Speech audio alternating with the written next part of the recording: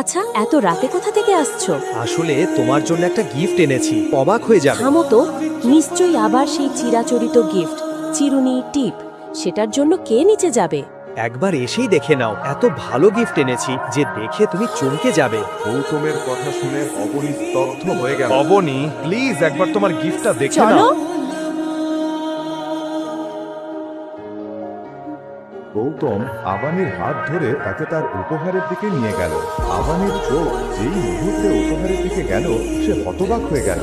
রাতের অন্ধকারে ঝকঝক করা এক নতুন বিলাসবহুল গাড়ি দেখে কয়েক সেকেন্ডের জন্য সে চোখ সরাতেই পারল না। এটা তো ইম্পোর্টেড গাড়ি, তাই না? আর শুনেছি এই গাড়ি নাকি ভারতে মাত্র কয়েকজন ধনী মানুষের কাছে আছে, আর এর দাম 50 কোটি। কালই তো নিউজে শুনেছি। গৌতম, তুমি কি কাউকে ঠকিয়েছো, নাকি আমাদের কোম্পানিতে কোনো ফাইন্যান্সিয়াল স্ক্যাম করেছো? সত্যি কথা বলো গৌতম।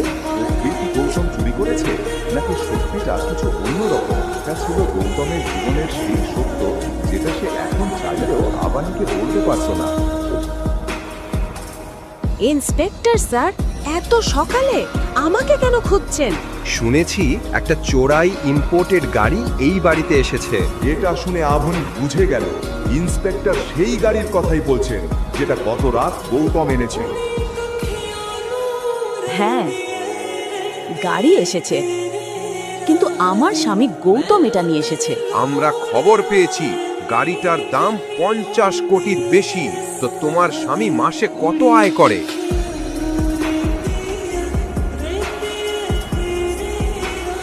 ওই বদমাস, ওই 2 পয়সার জামাই এখন চুরি করাও শুরু করেছে। স্বামী স্ত্রী মিলে অগ্রাওয়াল পরিবারের নাক কেটেছ। ইন্সপেক্টর, ওর স্বামী অশিক্ষিত, কোনো কাজও করে না।